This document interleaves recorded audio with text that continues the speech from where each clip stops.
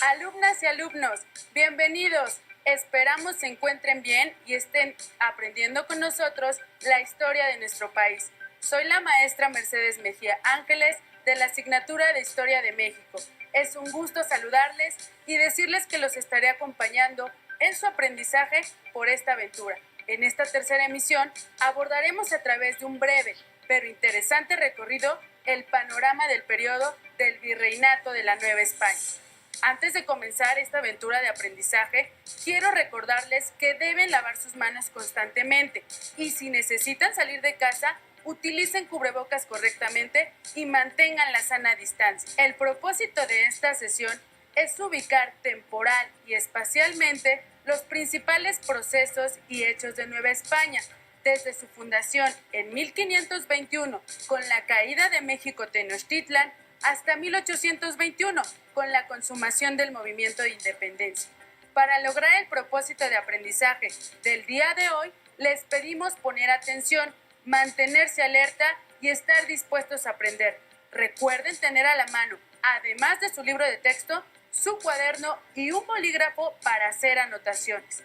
Ahora los invito a que me acompañen a nuestro espacio Leer para Conocer, donde compartiremos un fragmento de la nota publicada por el Instituto Nacional de Antropología e Historia, INA, titulada Ciudad de México, la más cosmopolita de la época virreinal, que dice así: en el siglo XVII no había una ciudad en todo el orbe que alojara una sociedad tan cosmopolita, pluriétnica, mestizada, multirracial y pluricultural como la virreinal Ciudad de México. Un fenómeno único, manifestó el historiador Antonio Rubial García, al conversar sobre el nuevo orden social establecido tras la conquista en el ciclo La Plaza Principal, su entorno y su historia, organizado por el Instituto Nacional de Antropología e Historia, INA. En la actualidad, tal particularidad solo sería equiparable con Nueva York, consideró el académico, porque a la capital de la Nueva España acudían españoles procedentes de la península ibérica, italianos, flamencos, alemanes. Muchos de ellos habían españolizado su nombre, esclavos venidos de las colonias portuguesas en África, Guinea, el Congo, Mozambique, gente de Asia, chinos, filipinos, hindúes, vietnamitas, camboyanos. Muchos de ellos habían llegado también como esclavos y habían comprado su libertad. A esa complejidad representada por población de los tres continentes, Asia, Europa, África, y que tenía el castellano como lengua de contrato, debe agregarse la diversidad indígena. Había colonias de mixtecos y zapotecos con su propia capilla y prácticamente todas las etnias estaban alrededor de esta gran ciudad: matlaxincas, mazaguas, otomíes, nahuas. Obviamente estamos ante un fenómeno único, una sociedad cosmopolita, pluriétnica, mestizada, multirracial y pluricultural, dijo Antonio Rubial, de modo que para el siglo XVIII no había una ciudad comparable en todo el orbe, ni Ámsterdam, ni alguna colonia inglesa o la capital de otro virreinato español como Lima, señaló el profesor de la UNAM en la conferencia dictada en el Museo del Templo Mayor. El espacio arquitectónico como tal quedó plasmado con piezas como los biombos denominados urbs, mientras la jerarquización se reflejó en los denominados civitas, vistas de la gente realizando sus actividades, que son la mejor manifestación de la sociedad pluriétnica y mestizada de la virreinal Ciudad de México. 300 años después, la actual capital de la República Mexicana sigue conservando valores y un sentido de identidad, como es ese uso del espacio público para el comercio y la fiesta popular propios de una sociedad de antiguo régimen. expresó el autor de títulos como los libros del Deseo y Monjas, Cortesanos y Plebeyos, La vida cotidiana en la época de Sor Juana. Esta sociedad, explicó, debía obediencia al rey y al papa. Estaba configurada por estratos, clérigos, nobles y plebeyos, así como corporaciones mediante las que se establecían los derechos y obligaciones civiles. Hasta aquí la nota. Seguramente algunas palabras les causaron confusión, como cosmopolita, pluriétnica, mestizada, multirracial y pluricultural. Pero no se preocupen, si les es posible, anótenlas en su cuaderno y en un diccionario consulten su significado. Les sugerimos integrar sus palabras en un glosario. Esto enriquecerá su vocabulario y mejorará la comprensión de este y otros temas.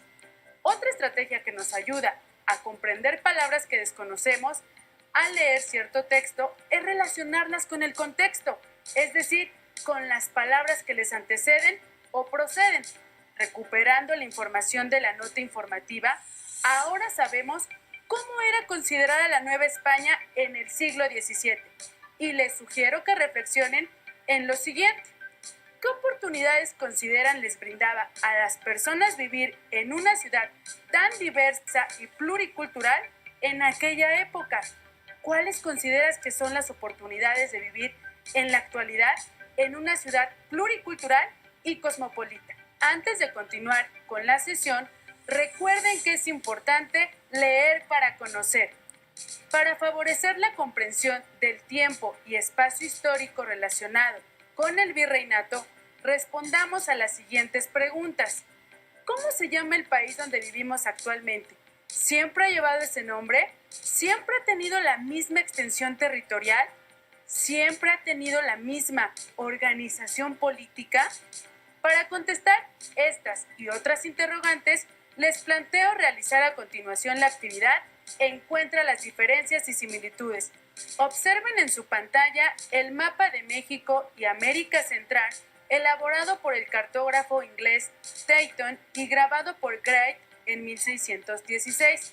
Este mapa representa el territorio de la Nueva España. ¿Qué colores observan? ¿Cuál es la forma y extensión del territorio? ¿Observan alguna división política? ¿Pueden localizar la entidad donde viven? Ahora, observemos el mapa de la República Mexicana elaborado por el Instituto Nacional de Geografía y Estadística. Este mapa representa el territorio y la división política del país en la actualidad. Obsérvenlo y respondan. ¿Cuál es la forma y extensión del territorio? ¿Observan alguna división política? ¿Pueden localizar la entidad donde viven? ¿Cuáles son las principales diferencias que pudieron identificar? Seguramente la transformación en la extensión y organización territorial del país fueron las diferencias más evidentes. Esto se debe a que en los siglos XVI y XVII y durante varias décadas del siglo XVIII, la Nueva España abarcaba los territorios del altiplano y del sur y poco a poco se fue extendiendo hacia el norte y el sureste.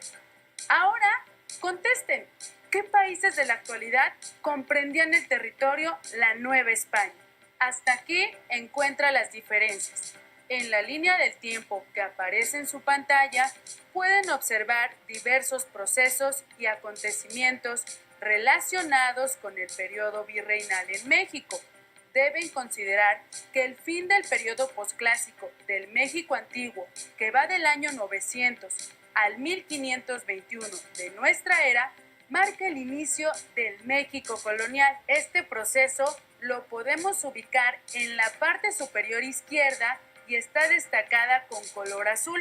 Inmediatamente después, en la parte superior derecha, se señala el periodo del virreinato de la Nueva España, que como ustedes saben, duró 300 años. Inició con la caída de Tenochtitlan el 13 de agosto de 1521 y concluyó en 1821 con el movimiento de independencia. Este proceso se destaca en la línea del tiempo con el contorno punteado de color morado. Además, se indican otros procesos de mediana duración. El primero que se observa es el descenso de la población indígena de 1521 a 1650 a causa de las enfermedades como la viruela. Este proceso abarca un siglo y 2 décadas aproximadamente.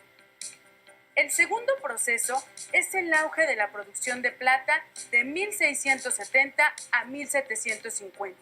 Esto debido a la introducción de nuevas técnicas mineras y el descubrimiento de yacimientos de plata en el centro y norte del país. ¿Pueden identificar cuántas décadas duró este periodo? El tercer periodo fue la conquista maya, que va de 1527 a 1697. Como pueden observar, es un periodo de mediano plazo que abarca un siglo y 7 décadas aproximadamente. Finalmente, en esta línea del tiempo, de 1700 a 1821, identificamos la llegada de la dinastía Borbón a la corona española. Esta dinastía se dio a la tarea de organizar la administración de la Nueva España. Para ello, estableció una serie de reformas, principalmente en lo político y económico, conocidas como borbónicas. Su objetivo fue la consolidación de su gobierno y el auge económico. Es importante que identifiquen que algunos procesos sucedieron al mismo tiempo. A esto se le llama simultaneidad. Por ejemplo, el descenso de la población indígena coincide con la conquista de la zona maya. Lo mismo sucede con el auge de la plata, que tiene coincidencia con el ascenso de la dinastía Borbón en el siglo XVIII. Para concluir, algunos hechos y acontecimientos históricos que se destacan en la línea del tiempo son: en el año 1535, el inicio del virreinato como forma de gobierno, y con ello la asignación de un virrey para gobernar en representación del rey de España. Este hecho corresponde, como ustedes saben, al siglo XVI. Ahora los invitamos a ver la siguiente cápsula del tiempo para reafirmar los principales procesos y hechos del virreinato. Acompáñame. Cápsula del tiempo, ubicación temporal. En esta cápsula del tiempo hablaremos de la ubicación temporal del virreinato de la Nueva España. Para entender este periodo de la historia de nuestro país, destacaremos algunas fechas relevantes. La segunda gran etapa de la historia de México es la época colonial, también llamada novohispana. Está asociada con una serie de acontecimientos relevantes como la llegada de los primeros conquistadores, la derrota de los principales reinos indígenas, la conquista y colonización del territorio del México antiguo. En fin, fue un complejo y largo proceso que duró 300 años. Desde 1522 comienza la llegada de pobladores españoles y el traslado de animales y plantas, así como la extensión de prácticas ganaderas, agrícolas y manufactureras, que transformaron el paisaje y la vida cotidiana. A partir de 1524, arribaron frailes franciscanos, dominicos y agustinos para el adoctrinamiento de la población indígena y la administración eclesiástica del nuevo territorio. En 1536 comenzaron a circular las primeras monedas acuñadas en la recién fundada Casa de Moneda. Otro acontecimiento significativo ocurrió en 1571, cuando se estableció en la Nueva España el Tribunal del Santo Oficio de la Inquisición, cuyo control político no era menor al que tenía en materia religiosa.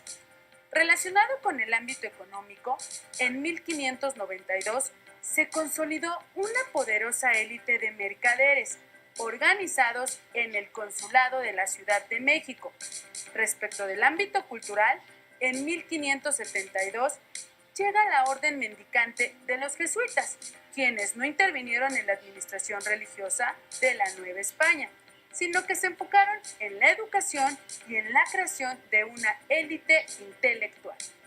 En el aspecto político, destaca el periodo de 1760 a 1808, tiempo durante el cual se aplicaron cambios modernizadores en el gobierno virreinal con las reformas borbónicas.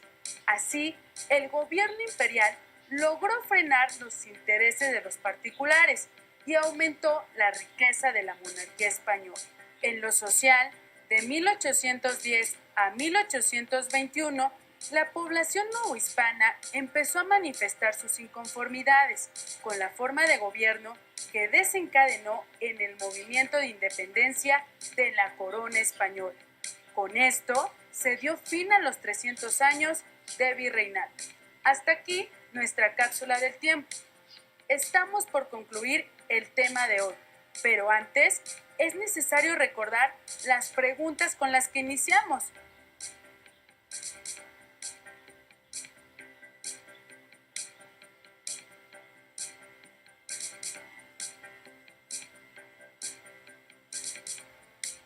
Pues bien, ahora queda claro que nuestro territorio, llamado actualmente Estados Unidos Mexicanos o México, de 1521 a 1821 fue parte de Nueva España y que en su condición de colonia fue gobernada por virreyes y por tanto se le denominó virreinato. En síntesis, el territorio que poseía la Nueva España era mucho más extenso de lo que actualmente tiene nuestro país.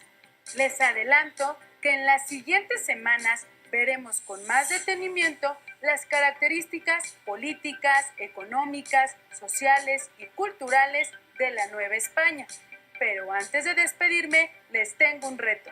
El reto es elaborar un mapa que represente el territorio de la Nueva España e identificar a qué provincia pertenecía la entidad donde vives y cómo se llamaba. Recuerda que puedes apoyarte en tu libro de texto de Historia de México de tercer grado, o bien puedes consultar la versión electrónica en www.conalitec.gov.mx. Por hoy hemos concluido, pero aún nos queda mucho por explorar y descubrir de la historia de nuestro país. Así que nos vemos pronto, aquí en Aprende en Casa 2. Hasta la próxima. Si tienes dudas o necesitas ayuda, llama al Centro de Apoyo